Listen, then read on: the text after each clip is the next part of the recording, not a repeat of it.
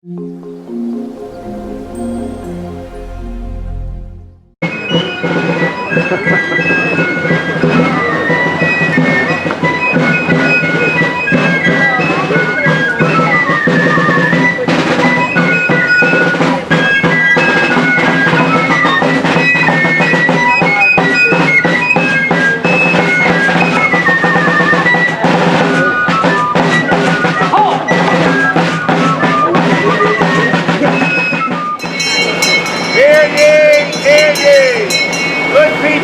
hour doth approach, which we will hear the struggles and deliberations of merchant planters over creation of our town.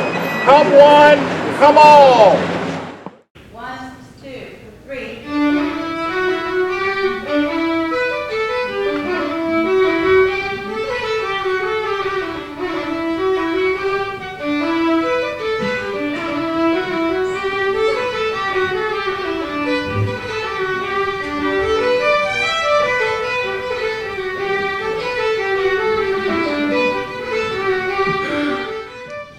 Welcome, citizens of Urbana and highly valued visitors of our 6th annual celebration of Founders Day. The purpose of our annual celebration is to celebrate the 300-plus years history of our founding and progress as a vibrant Virginia Tidewater hometown, and to tell the stories of our founders' early residents in both everyday and notable events so that we may honor our forebears' lives and understand the impact they have had on who we are today. The great controversy caused by a wealthy planter, Ralph Wormley II's refusal to allow the town of Urbanna to be built on his land. As it turns out, the town was built, and by 3 prominent Middlesex men: Captain Harry Beverly, Colonel Christopher Robinson II, and the Honorable John Robinson. These men were, in fact, in the year 1706, the founders of the actual town we call Urbana. But the story goes back much further, actually to their fathers, and the twists and turns tied to the complexities of the times is a tale not easily told. Alliances were being established and vacated. Some loyalties were long-lasting. And then, of course, there were the inevitable betrayals and sacrificing of scapegoats. Amidst this complicated and confusing tale, we'll try to present a story with the least confusion we can muster, while keeping the story consistent with established facts. We are privileged today to have a time traveler from the mid-18th century, the esteemed and highly knowledgeable Dr. Paul Malone.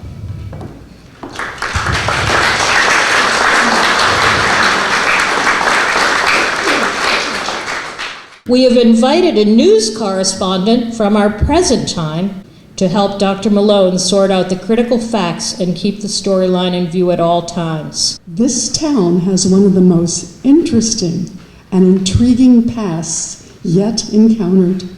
Dr. Malone, welcome to the show. I'm sure you have a most interesting tale to tell. So I'd like to start by first setting the background for the key activities of our 3 founders, Harry Beverly and the brothers John and Christopher Robinson.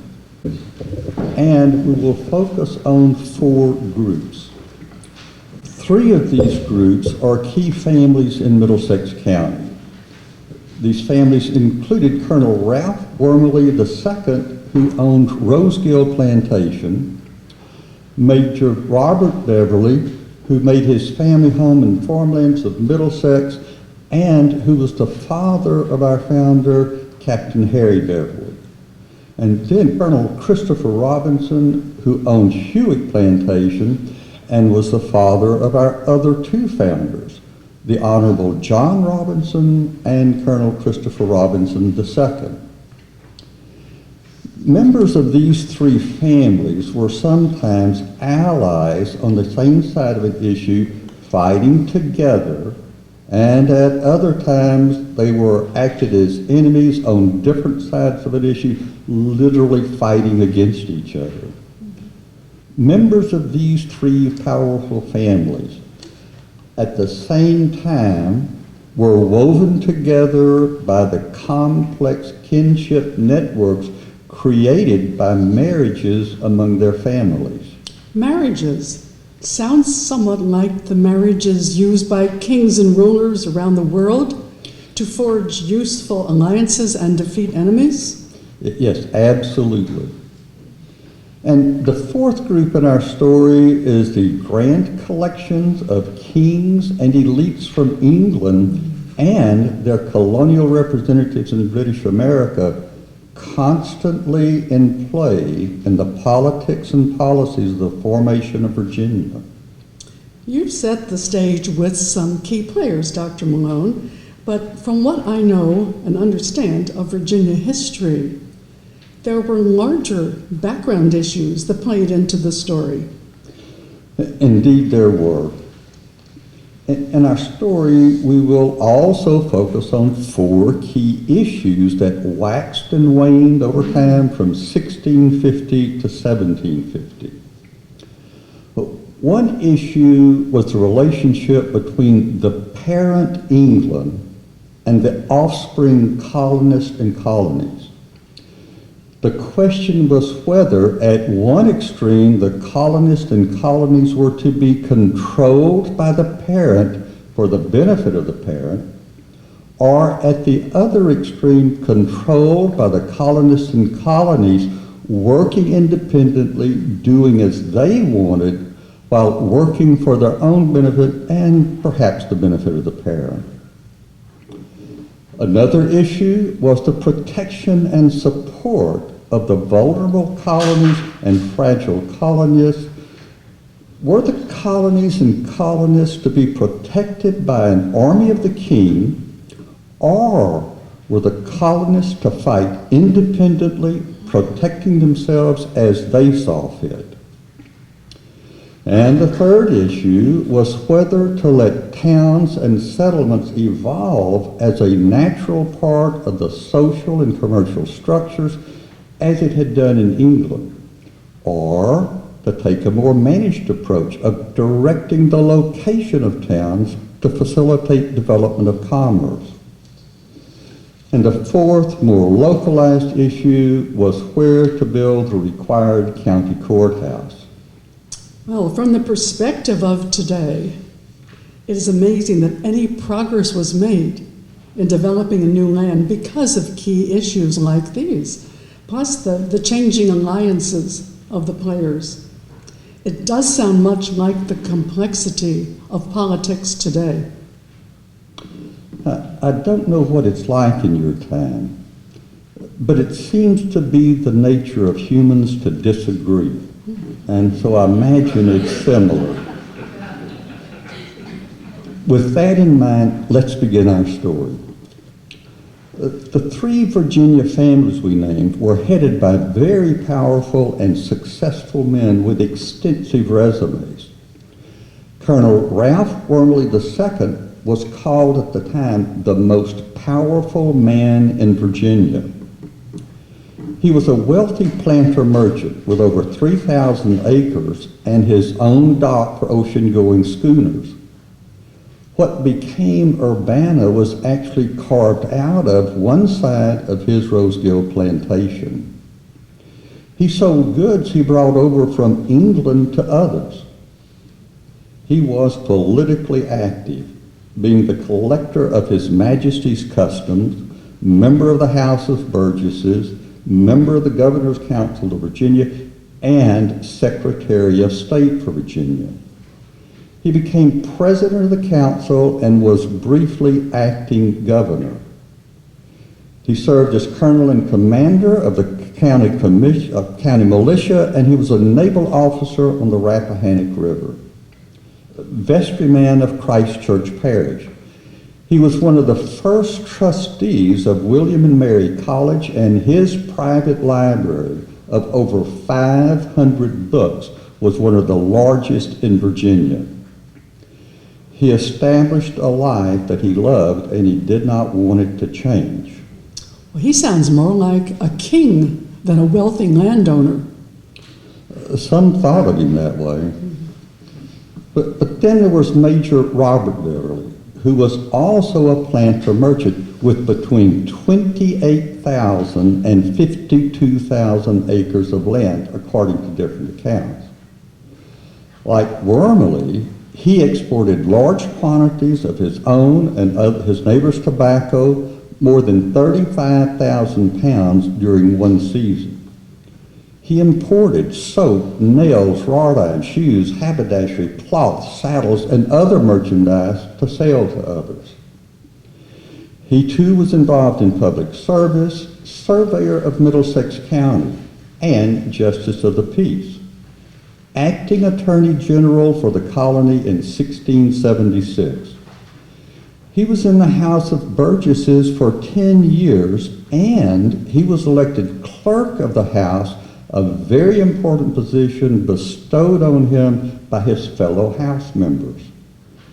His annual income from public offices during 1 year was 425 pounds, a very significant income. But his primary source of income was commerce. A major in the militia, vestryman of Christ Church Parish, and a very important characteristic of Major Beverly was his loyalty to the Crown and his principled respect for colonial institutions, for which he eventually paid a very high price.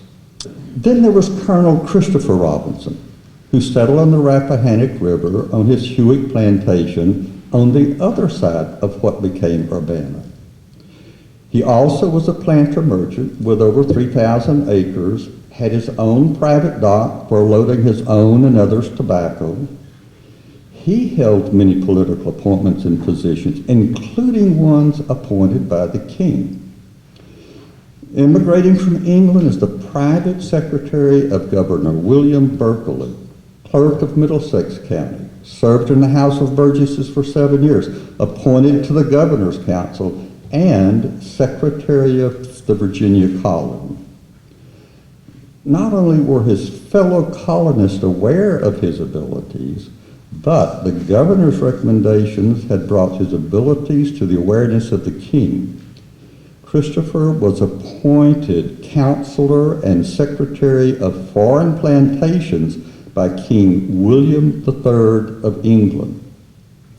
A colonel in the militia, member of the Board of Trustees of William and Mary College at its founding, and senior vestryman and warden of Christ Church Parish. So we see a powerhouse of wealthy and politically well-positioned men in the county, all set to play roles in the happenings of the times. Yes. And when Bacon's Rebellion broke out in 1675... Bacon's Rebellion, did you say? Yeah, Bacon's Rebellion. This was the first civil war in the colonies.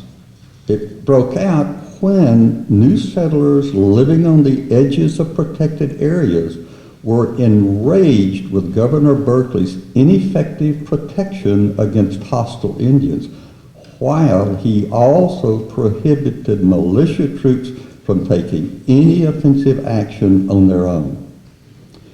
In this tense climate, Nathaniel Bacon formed a militia without Berkeley's approval, and the fighting began. But our three leading colonial families... That's Wormley, Beverly, and Robinson. Yes, these three. They fought side by side on behalf of Governor Berkeley and successfully quelled the rebellion after some very difficult battles. The efforts of Major Beverly in leading the mounted cavalry were the most appreciated by the governor.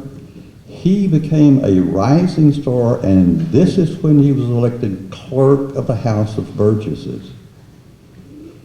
And then in 1680, the Virginia Assembly passed the Act of Cohabitation, which authorized the building of 19 port towns. The powers in England, who had vested interest in the colonies, wanted to increase commercialization to up their profits, as they had done in some of the northern colonies.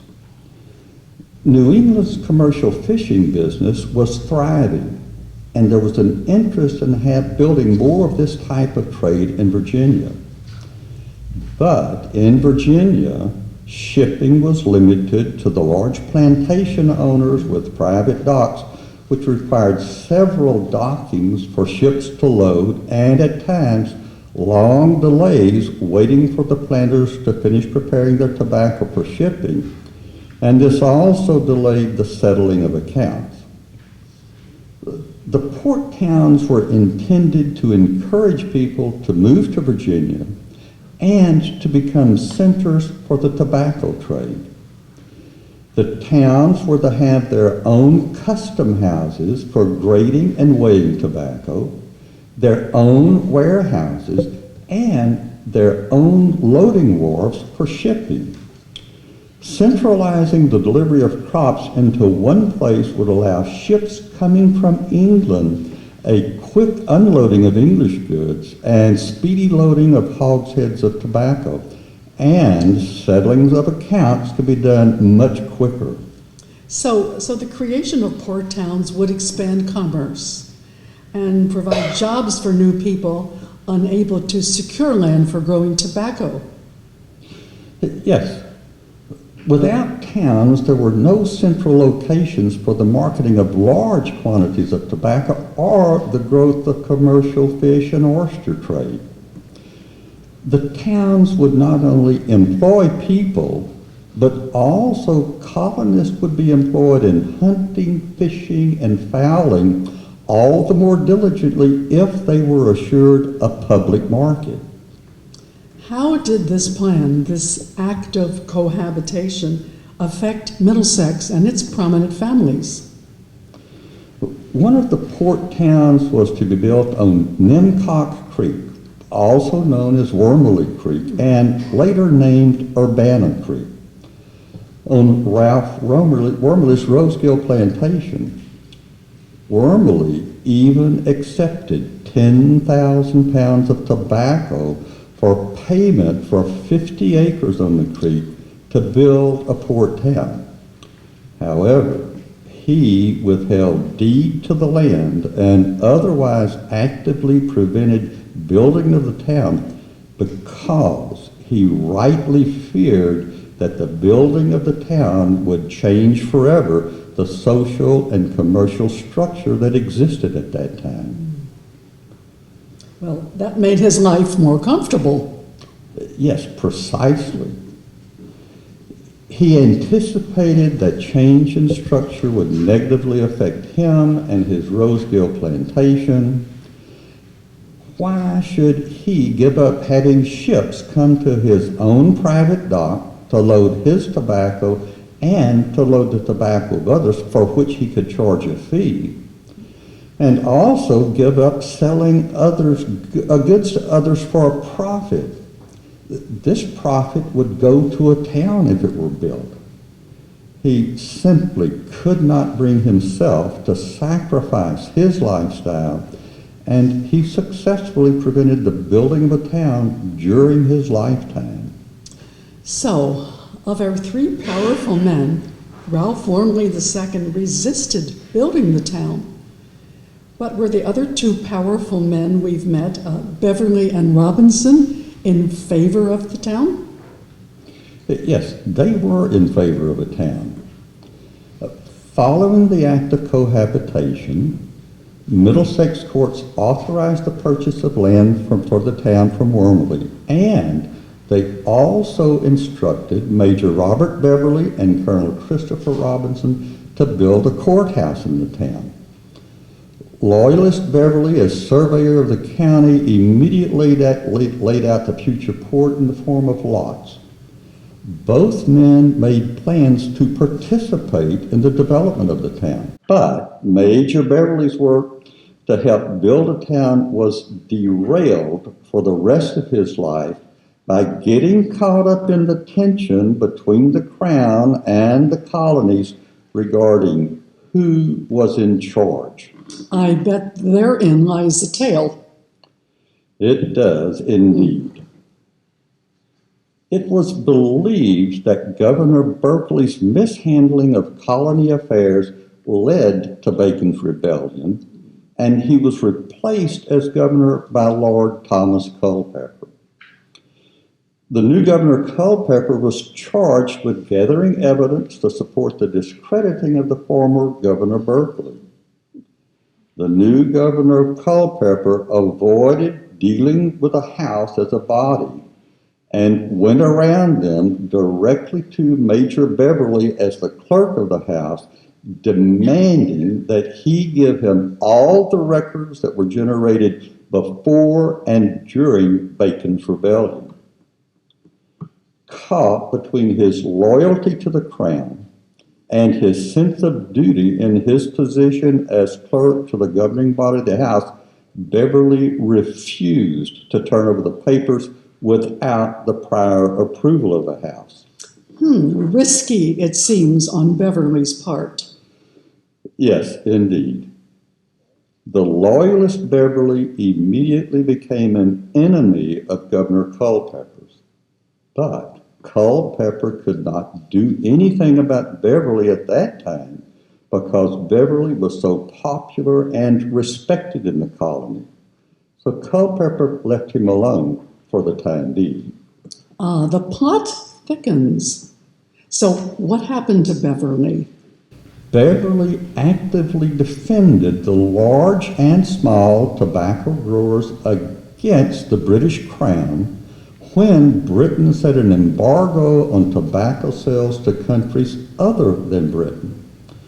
This embargo severely depressed tobacco prices for all growers.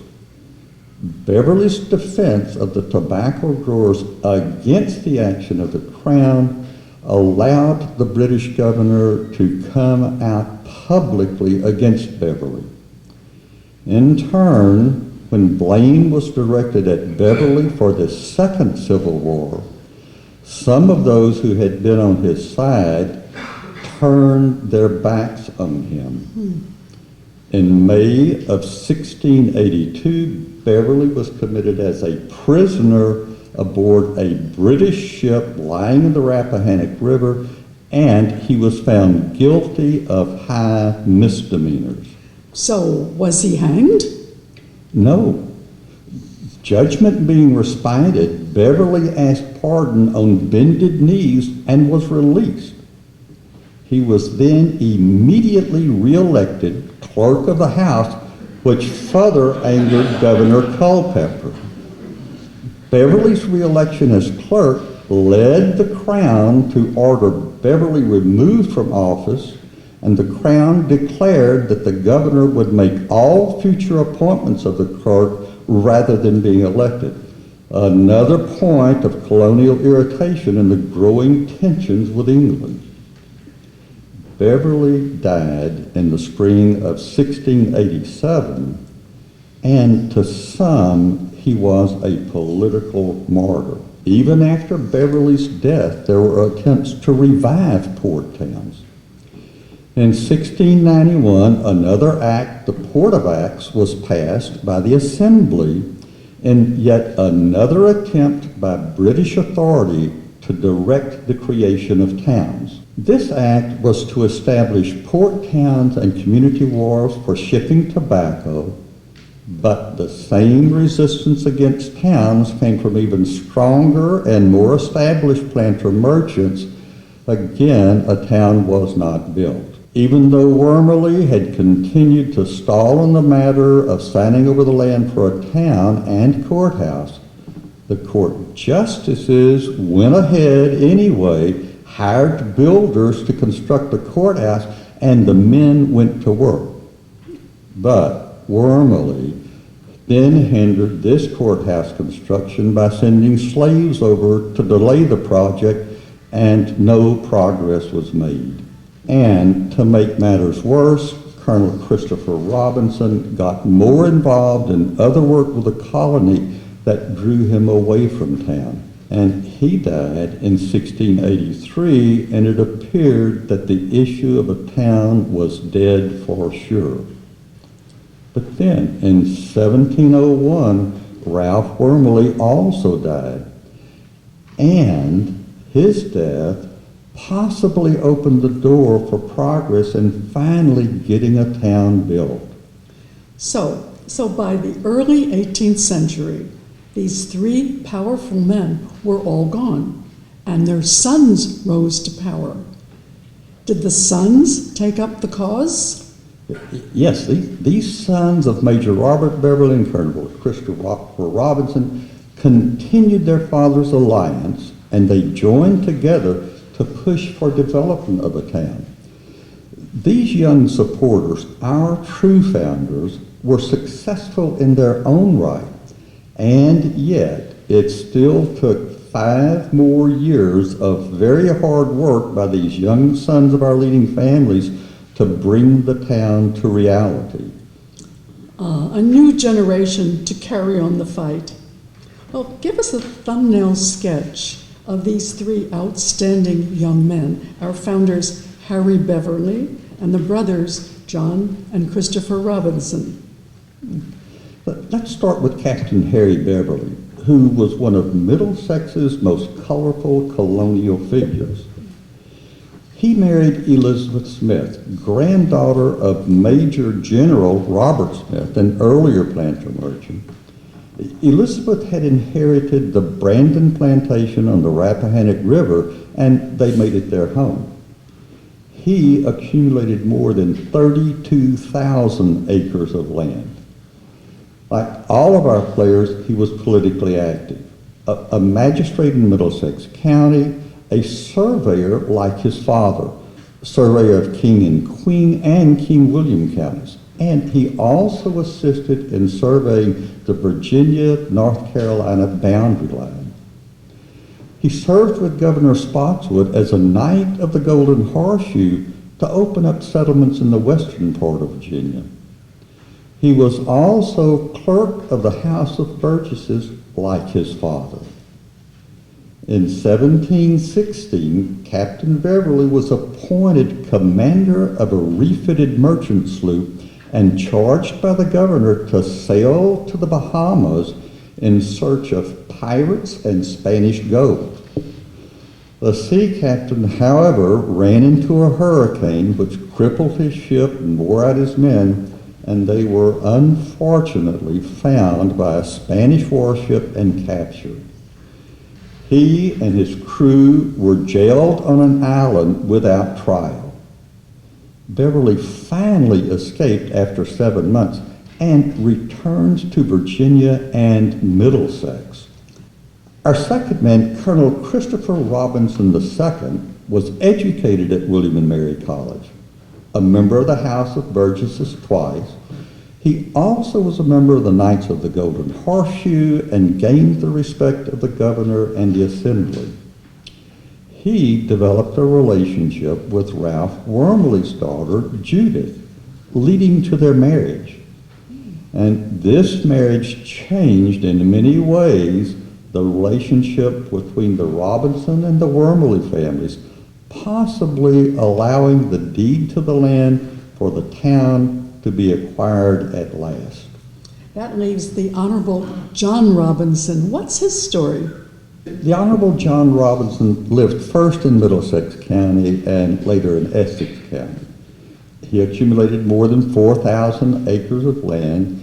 He also was politically active, member of the House of Burgesses, member of the Governor's Council, and later named president of that body, Secretary of State for Virginia, and he was named acting governor of Virginia until his death in August of 1749. Interestingly, he married Catherine Beverly, the daughter of Major Robert Beverly, the old friend of his father. This marriage is an example of the complex kinship networks created by marriages among the elite. Catherine Beverly's father's, Major Robert Beverly's third wife, was Catherine Hone Beverly, which made her Catherine Beverly's stepmother. After the death of Major Robert Beverly, she then married Colonel Christopher Robinson, which made her the Honorable John Robinson's stepmother, which means that Catherine Hone Beverly Robinson was stepmother to both the Honorable John Robinson and his wife, Catherine Beverly. As these three young men came into adulthood, they began to work diligently on two key issues: getting a port town on Wormley Creek revived and settling on the location for its courthouse. Their aim was to establish a real town, not just one on paper. Our three young town supporters gathered the needed signatures on a petition and presented it to the county court, asking that they be appointed officers to attempt to revive the town. There were opponents to their petition. Corbin, Kemp, and Churchill, three of the most powerful planter merchants in the county at that time, staunchly opposed the effort. Churchill had earlier fought long and hard against the building of a road to the potential town, and he had successfully stopped a public landing there. The matter raged in Middlesex courts for some time. However, in the end, proponents of the town won. Appeals to Williamsburg courts by Churchill and Ralph Wormley III did not stop the town being officially named the Burgh of Urbana in 1706, and by 1708, 23 lots were sold in town and constructions of homes and stores began in earnest. Captain Harry Beverly bought 4 of these lots, which were later sold to a Dr. John Mitchell, yet another interesting Urbana citizen. But that's a tale for another time. Phew, what a story. These sons of our earlier gentlemen worked together well, it seems. But it seems the concerns of the earlier generation had of the times changing were fulfilled. Yes. In the end, their fear that a town would somehow change the old ways of life in Middlesex proved to be justified. Over the next 50 years, Urbana grew as a port town with tobacco as its lifeblood. It would have tobacco warehouses, taverns, a Scottish factory store, and a customs house. Throughout the county, planter merchants would gradually disappear as larger and better stocked stores were located in the town. So, we finally have a town. But you mentioned the location of the courthouse as an issue. Was a location easily chosen? What happened with settling on a location for the courthouse? But yet another complex tale played out, and this time the three young founders were not successful in settling the courthouse on its present land right where we sit. Starting back in 1681, the first Middlesex courts were held in the home of Richard Robinson. By 1695, with no towns getting built, the county decided to lease an old building in Stormont from George Wortham as a courthouse for 10 years. This renovated house was to become the first public courthouse in the county. The Wortham property was initially to be a temporary site for the courthouse, but due to a series of events, it would be home to the Middlesex Courthouse for 53 years. In 1704, the year before the 10-year lease was up, our three young founders recommended that the courthouse be built on Captain John Smith's old field on town land. But there was also strong support for building the new courthouse on Wortham's land. When the court ordered that the courthouse be built on Wortham's land, our three founders presented yet another petition and requested that the General Assembly stop all further proceedings in the building of the said courthouse until a full hearing of the whole matter be had before the General Assembly. Shortly after our founders presented their petition, several prominent landowners, Wortham, John Grimes, Matthew Kemp, Richard Church, Francis Weeks, and Godwin Corbin, sent a petition of their own in support of the Wortham site, claiming that only 5 of the signatures on the three founders' petition were valid. A scandal? Who knows? But this opposing group also made it clear where they stood on the creation of a town. With innuendo and disinformation, they wrote, "Indeed, considering this town is chiefly designed to be a harbor for disaffected people, would make men think the same card or something worse was playing over again." Counter to the desires of our three young founders, the Assembly decided on placing the new courthouse on Wortham's property. But in 1748, the town would finally become the county seat of Middlesex, and the building we are in now was built and served as Middlesex County's courthouse for the next 104 years. What a tale. What were the lifespans of the town's actual founders? That's Captain Harry Beverly, the Honorable John Robinson, and Colonel Christopher Robinson. Were they part of the revolutionary generation that changed the nation's course? Captain Beverly's lifespan was 1669 to 1730. The Honorable John Robinson lived from 1683 to 1749, and his brother, Colonel Christopher Robinson, the second's dates were 1681 to 1727. Thank you, Dr. Malone. You have brought this town's long and complex founding to life in a most compelling way. Some concluding thoughts.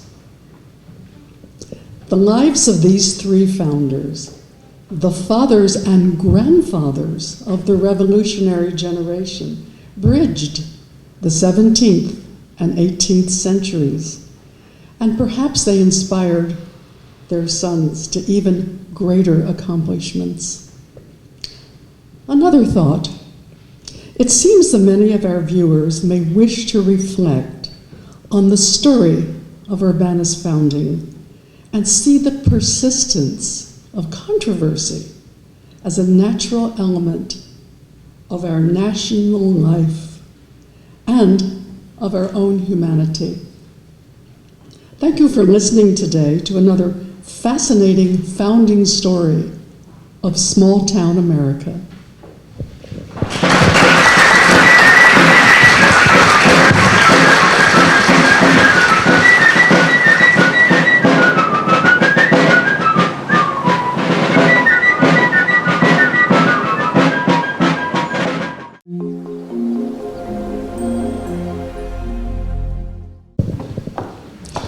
Please help me say thank you to our esteemed time traveler, Dr. Paul Malone, and to our wonderfully insightful news reporter, Barbara Lovelace.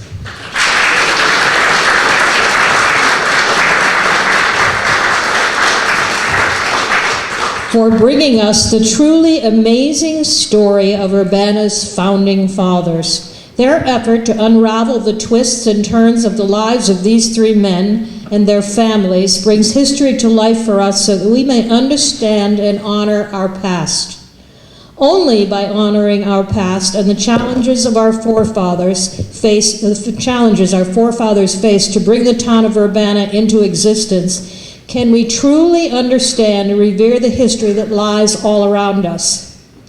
We hope this narrative that we offered here today helps you hold these men, these families, and this town high.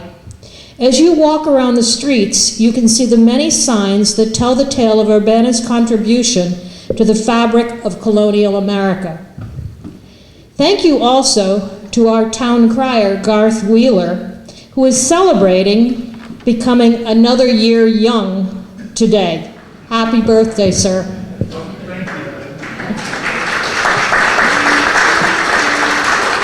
And to our wonderful musicians, the Williamsburg Field Musick Fife and Drum Corps and the Williamsburg Colonial Balladeers for helping to truly put us in the colonial spirit.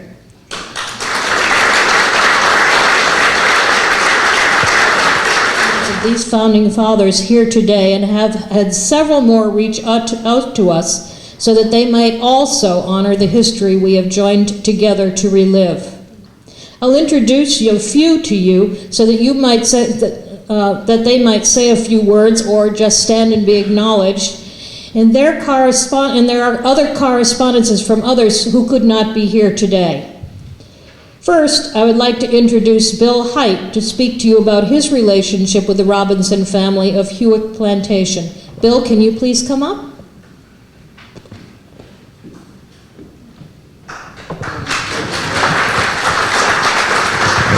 Thank you, Nancy, and thank all of you good people for being here today.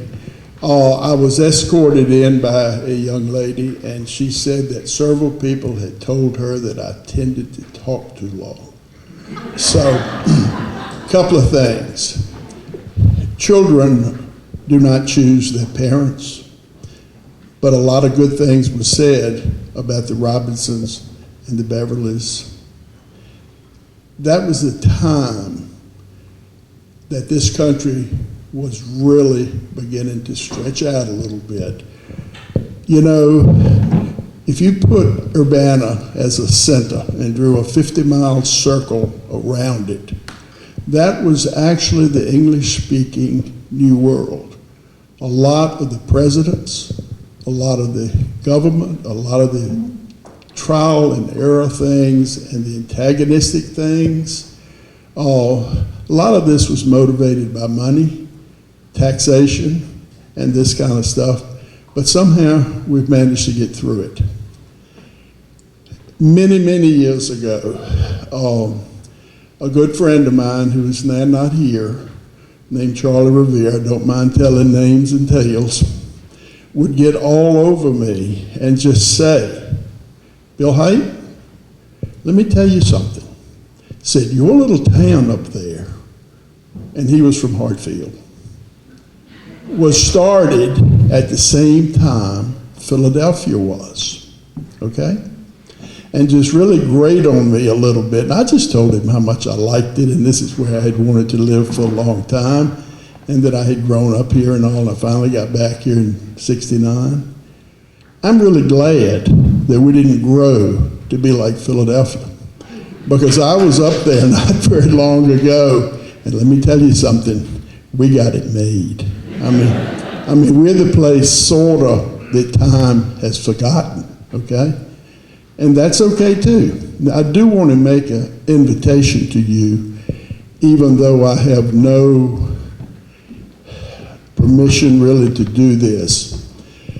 The houses that the Wormleys lived in, Rosegill, and the Robinsons started as the Grange, and I think Christopher Robinson II changed that when he inherited Hewick in England, in Cleasby, England, and which is southern England. We're southern United States.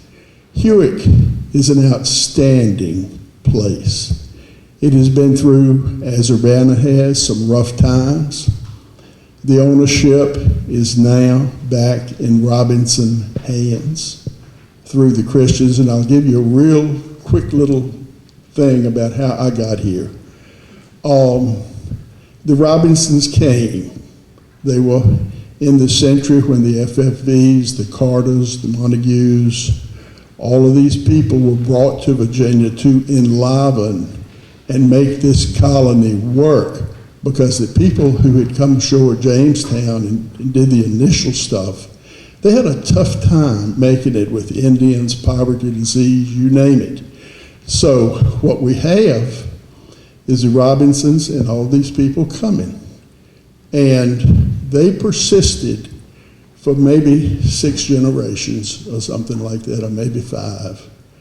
But anyway, in the Isle of Man, which is in North Irish Sea, a family called Christian by name came to the Charles City and New Kent County areas. And over in Northern Neck was a family of steptoes.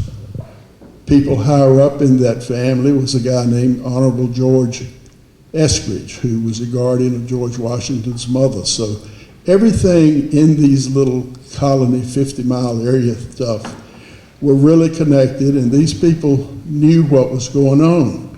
Well, anyway, when they came, the man named Richard Allen Christian married a Robinson. And then the Christians persisted on down the line, you know, even into 1910 and, you know, right on. So that's how it got here. But Hewick has a wonderful thing. It has a large, beautiful, brick-walled cemetery. And if any of you have not been there, there's a beautiful lane right outside on 602 for you to drive down, and you can drive behind the house and sort of get out and just walk over. Right now, the Hurley family owns this. They had enlarged it, but the family of Robinsons have access and actually own what is the old cemetery, and then there's addition that Walt Hurley put on when he did the wall. Well worth seeing. Come back and look at it. You know, get in touch with me if you want to, and I'll take you up there. But you can sort of go on your own too. So Nancy, thank you for including me and let me say a few things today. I appreciate it. Thank you very much, Bill. We most appreciate you being here. Thank you, Bill. And I agree with you that visiting that cemetery is going to be a wonderful thing for all of us. We really should take advantage of that and maybe take advantage of a guided tour. Please welcome also the John Robinson and his family, currently of Roanoke and locally of his home on Loxley's Creek. He contacted us through the information in the Southside Sentinel, and we're thrilled for him to be here.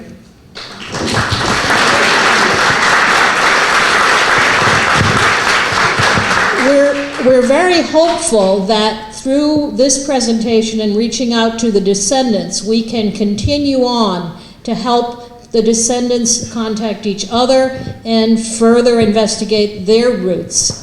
We have some other people who've contacted us with wonderful information that we'll be able to share with all of the descendants. So we're really hopeful that we can continue on and have kind of a family reunion type of thing from this presentation. I would also like us to give a well-deserved round of applause to Mr. Larry Chunig, our very own historian. Our research relied heavily on the wonderful work that Larry has done in bringing history to this part of colonial Virginia to life through his books. Without his passion for colonial history, we would not be telling our story today. We tried very hard to tie Larry's family tree to these men and almost had him convinced. I would like to ask Larry to say a few words about his passion for our story and explain why we should all understand the importance of the contributions of our forefathers as we struggle to understand our role in today's world. Larry will be at the back of the room afterwards, autographing his new book, Images of America, Middlesex County. Should you choose to personally thank him and perhaps purchase a copy as you leave. Larry, would you like to come up, please? Thank you, Nancy. When Nancy tried to persuade me that I was a member of the Robinson family, I had no problem with that, except for the fact that I told her there would have to have been a major scandal within the county, and one that has not been passed down in history, for for me to have been related to the Robinson family. As Paul pointed out, marriage within the gentry was pretty well done in Middlesex, and we were not gentry, I can tell you that. Harry Beverly and Christopher Robinson, too, and John Robinson are names that really should be etched in stone within the boundaries of the town of Urbanna. They're not, but they should be. They were young men in 1704, and they had grown up enough to realize that the creation of a town near their own homes might create a more desirable lifestyle for themselves and their relatives and for future generations. The Free Founders' mark in time is really our mark in time, and we have inherited their dreams and are charged with trying to keep those dreams of generations of Urbanna folk alive. One way of doing it is to remember our past, as we're doing today, celebrating Urbanna's Founders Day. If we use the date 1680, and we are 1 year shy of being 340 years old, that's 340 years of life represented within the boundaries of our town, and 340 years of history and life we need to continue to celebrate. 40 years ago, 39 years ago, we celebrated 300 years here in Urbanna. Those of you that were at that, please raise your hand. Aubrey Hall, I saw you. Fred Gaskins, I see you there. And what a celebration that was. And I hope when we're 350, which is not too long ago, we have a similar celebration. I want to thank you, Paul, and for all you've done. What an amazing presentation. And thank you all for coming today.